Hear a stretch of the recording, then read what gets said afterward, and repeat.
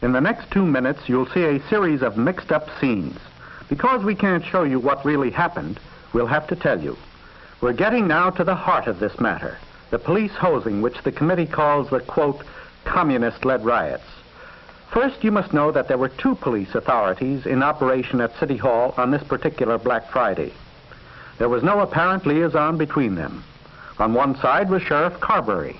On the other, Inspector McGuire of the city police. The sheriff seemed to be working in one direction, the inspector in another. Naturally, there was confusion. Friday morning, the sheriff approached the students saying, in effect, "Wait in the rotunda, and I'll try to arrange for you to be admitted to the hearing room." Through no fault of his, Sheriff Carberry could not make the necessary arrangements in time for the afternoon session. In the meantime, the responsible student leadership made several attempts to cooperate with the police. They were rebuffed. They sensed the danger in the situation and made frantic efforts to contact the mayor or some other responsible city official. No one was available. At noon on Friday, the students thought their efforts were to be successful, that at last they were to be let in on a first-come, first-served basis. And again they were treated to the spectacle of the pass holders being admitted ahead of them. They felt cheated. They felt they'd been betrayed.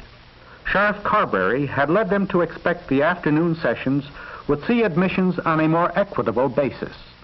Ironically enough, the sheriff had done as he promised. He'd gotten the permission he was after, and he was on his way back to City Hall with that information when the hosing began. Under Inspector McGuire's direction, a squad of policemen moved up the City Hall stairs. The students quieted down. They expected the police to make some statement, some request for them to leave the building, but nothing was said. The committee's version keeps emphasizing that the students were warned. It's true the police asked a few individual students to leave, but there was never a general warning to the students. No hint was given of what was to come. Out of the sight of the students, the police began uncoiling the fire hoses. The students tried to demonstrate their nonviolent intentions by sitting down. Some witnesses heard a policeman shout something to this effect: "So you want some of this, do you? Well, you're going to get it." And then the water was turned on. That's what really happened. But here's the committee's version of what happened. When one officer warns that fire hoses will have to be used if the crowd does not disperse, the demonstrators become more and more unruly. One student provides the spark that touches off the violence when he leaps over a barricade, grabs a police officer's nightstick, and begins beating the officer over the head. As the mob surges forward to storm the doors, a police inspector orders that the fire hoses be turned on. Well, you surely know that Robert Meisenbach was acquitted in his San Francisco trial. If you saw Life magazine of May 23, 1960, you saw a photograph of Meisenbach standing perfectly dry over against a wall of the rotunda, looking on while the students were being hosed. Not even the committee will suggest a communist trick so adroit that a man can touch off a riot, beat a police officer, be drenched with fire hoses, and get away, all dried off within a matter of seconds. It can't be done and wasn't done. Even the officer who supposedly was assaulted admitted at the trial there was no barricade jumping by Meisenbach. And another curious fact: despite all the experienced press and television cameramen on the spot, all the footage that was taken, no one has come forward with a single frame showing anyone jumping any barricade, nor, as the committee would have it, quote, any mob surging forward to storm the doors, end quote. Do you see anything of that kind here? You can bet that if it had occurred, someone would have pictures of it. And you can bet at even longer odds that if such pictures existed, the committee would have publicized them far and wide. Look at these scenes of police rousting students from City Hall. Which group is using all-out violence? The students or the police? And just suppose, for the sake of argument, that a student had leaped a barricade and assaulted an officer. That would certainly be grounds for his arrest. But would that, if it occurred, have justified the police in handling all the students in this way? The fact is, no one leaped a barricade. No one assaulted an officer. Then why did the police use the hoses? Only the police know that, and they aren't saying. There has been a widespread awareness, not only in San Francisco, but nationally, that the evidence points to brutality and violence on the part of the police, rather than on the part of the students. We ask you to draw your own conclusions.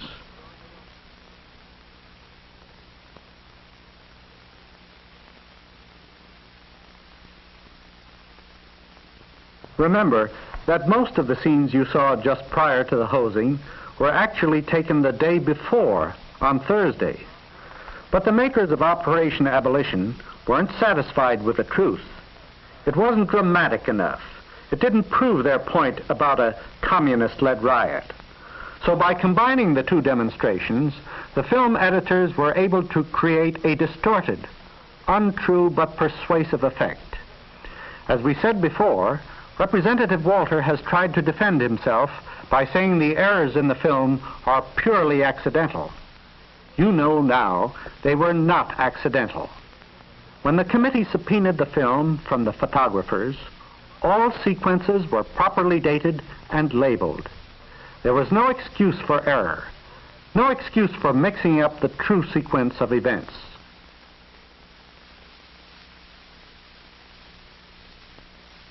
It's a matter of record that at least 7 students were injured. What Operation Abolition didn't include was the original newsreel film showing injured students lying prostrate and apparently unconscious on the floor of City Hall or outside on the ground. Such scenes were carefully deleted by the committee's producers. In contrast, see now what tender concern they have for the police. In the words of the original narrator, and none injured. 4 students suffer minor injuries. 8 policemen are injured to the point where they require hospitalization. 5 officers were seriously hurt, 2 suffering heart attacks, and 3 are treated for deep cuts. Here you see Patrolman Frank Dunphy, aged 61, who suffered a stroke when he was knocked down by student agitators. This makes a good story from the committee's point of view, but the truth, as shown by the official police report, is that Officer Dunphy merely collapsed from exhaustion, and other police injuries were minor. Why shouldn't they be minor? No one was turning hoses on the police or dragging them downstairs. And all 8 policemen were back at full-time duty within 3 days. The committee also falsely tied in the students with communism by declaring that just before the hosing, quote, students enthusiastically join in on the refrains to the song, "Abolish the Committee, We Shall Not Be Moved," lyrics to which are lifted from the old Communist People's Songbook, end quote. Actually, "We Shall Not Be Moved" is an old religious spiritual, well known to people acquainted with folk music, which appears in hymnals and is presently the theme of sit-in demonstrators in the South.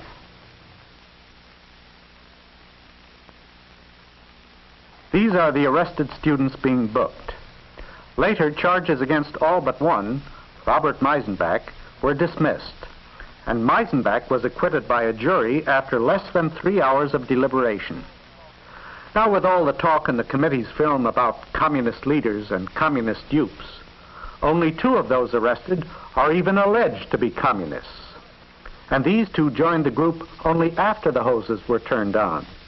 So even this flimsy pretext by the committee of communist provocation of police falls flat.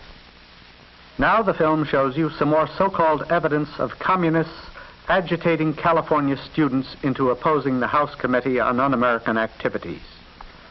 This includes clippings from the Daily Californian and the San Francisco Chronicle. The implication is that these news stories on events surrounding the hearings are a result of communist inspiration. Showing a page from a newspaper obviously doesn't prove this claim, nor do continuing scenes of pickets and crowds taken at various times during the hearings.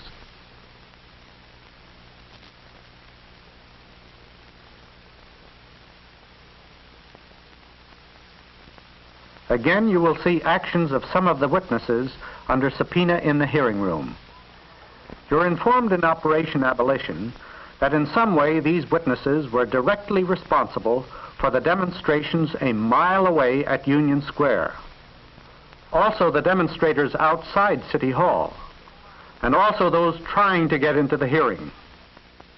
The committee narrator tells you it's a communist tactic for witnesses to defy it. If so, why does the committee subpoena the same witnesses again and again?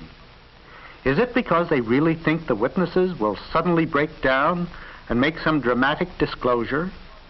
Or is it because they can count on a stubborn, defiant witness making a good newspaper story?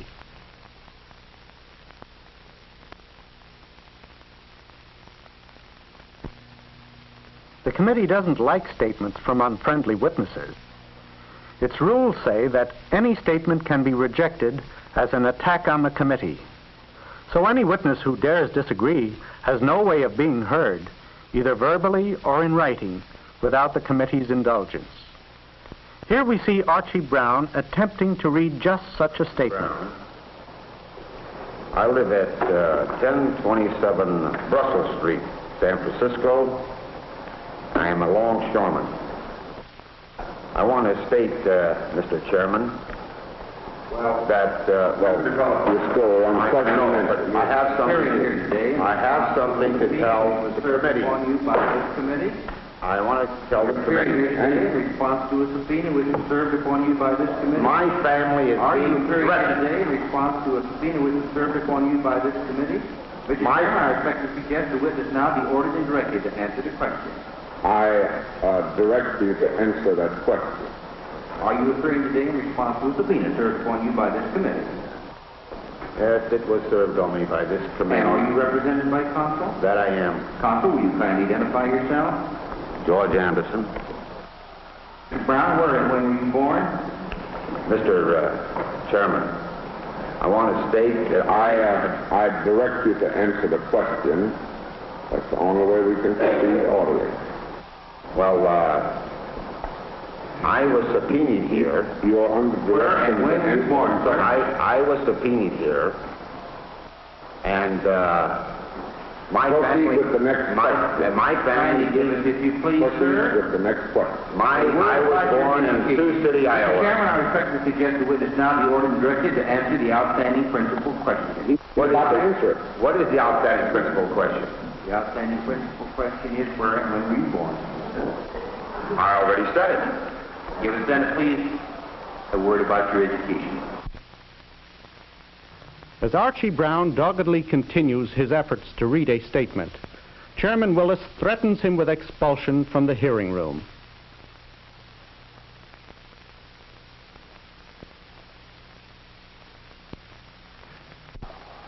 Under the rule of the committee, you may file that paper with our director at this time, if you wish to. I wish to read this statement. I want to read this statement, Mr. Chairman. How come that you're bridling me? I want to explain my position. All right, I want to. You may file the statement, you may not read it. I'm going to read my statement and want to make a motion. I direct you, sir, to escort the witness outside the courtroom. Amendment 14 of the Constitution. And Archie Brown is forcibly removed for the third time.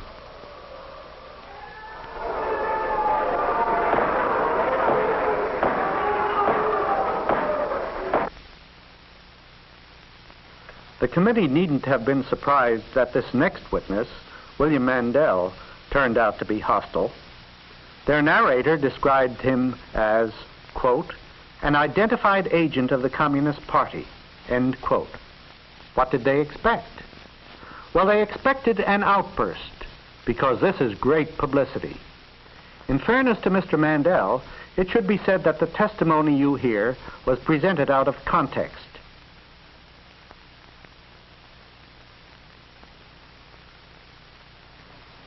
If you think that I am going to cooperate with this collection of Judases, of men who sit there in violation of the United States Constitution, if you think I will cooperate with you in any way, you are insane. Now, sir, were you elected?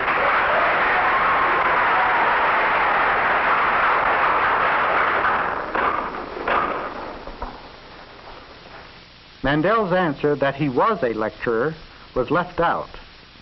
And now we hear only part of his answer to the next question, whether he was a party member and lectured as such. This question has no purpose other than to harass me. When I was asked this question last in 1943 by the late Joe McCarthy, and let me say that I am honored when people come up to me on the street, perhaps I don't deserve this honor, and say, you're the man who killed Joe McCarthy. Because I happened to appear on the first day of the book-burning hearing, and I did my best to conduct myself in the manner which I'm conducting myself today. If there were any such evidence against me under any law, the proper authorities could move against me. This body is improperly constituted. It is a kangaroo court. It does not have my respect. It has my utmost contempt. And I am not going to answer that question, sir. Next, you will see Frank Wilkinson being interviewed by a newsman. He is described by Congressman Gordon H. Shearer as a top communist agent and accused of agitating among the student demonstrators. Of course, this accusation is totally unsupported and just as phony as the crowd noises that were dubbed into the film. In front of City Hall today. No, I've just been an observer of those. I understood you had said you were organizing protests against the committee. Yes, one of the things that our committee does and that I do for our committee is to come to each community when the committee issues its subpoena to assist the subpoenaed persons and others in the community who are not familiar with the kind of unconstitutional behavior that this committee carries on, to assist that community and to assist those subpoenees in their own self-defense. In the committee hearings today, you were called an international communist agent. Are you a communist? That's a very flattering remark. I've been frequently called a hardcore communist, a local communist by Mr. Ahrens, but never an international communist. As far as the basic question is concerned, until the Supreme Court has answered the fundamental constitutional question, which is now pending in my case, which is one of the 36 First Amendment test cases of this committee, until they have resolved this matter and declared these kind of questions under compulsion to be illegal and unconstitutional, I refuse to answer the questions away from the committee, just as I refuse to answer them directly to the committee when I've been called. Now you've seen the film known as Operation Abolition, but accompanied by a narration of facts rather than unfounded statements and deliberate distortions. I'm sure you now see that what happened in San Francisco was not a communist-led riot, nor even a group of young Americans being duped by communists. Once you recognize this truth, two questions then arise. Why were the students there? And why did the House Committee on Un-American Activities make this film? First, the student demonstrations. Increasingly, students have become passionately involved in civil liberties issues. These are good, forthright American issues, going back a long way to the Declaration of Independence, to the Bill of Rights, and coming right up to today with our serious national concern for the civil rights of all Americans. There's a difference between communist dupes and high-minded young men and women proud of their country's traditions of freedoms, so openly proud of that tradition that they had the courage and conviction to protest the violations of those freedoms by the Walter Committee. The students protested by peaceful picketing. They sought admission to what had been announced as a public hearing and were denied on flimsy, frustrating, and conflicting grounds. Yes, their reaction to this denial, singing and chanting inside a public building, may rightfully be criticized. But as the record shows, They maintained their self-imposed passive resistance and acted on the whole with a restraint and courage not always matched by their elders. Now the second question. Why did the House Committee on Un-American Activities twist and distort this whole episode? Why did they place scenes out of sequence? Why did they leave out certain scenes? Why did they make narration statements that were totally unsupported either by the pictures or the facts? Why did they give special prominence to the misbehavior inside the hearing room of a few communists and alleged communists who had been subpoenaed? We believe that the original film and narration were carefully and deliberately designed to create the impression that all who oppose the committee are either communists or communist dupes. In this manner, the committee seeks to discourage further protests against it, particularly among students, and to inhibit freedom of speech and assembly. Yes, some Americans have been duped, but in this case, the duping has been done by the House Committee on Un-American Activities. Mark well that the Walter Committee did all this by indulging in a highly dubious bit of business, using its subpoena power to seize private property belonging to television stations and turning it over to a commercial film producer who made the distribution and took the profits. Our disclosure of the distortion of this incident and the untruthfulness of Operation Abolition gives the American people a concrete example of the irresponsible manner in which the House Un-American Activities Committee operates. The ACLU supports the statement of the New York Times when it says, "This whole un-American operation by the Un-American Activities Committee is evidence not of the need for its continuance, but need of its abolition, a course we have urged before." And that's why we have just shown you Operation Correction.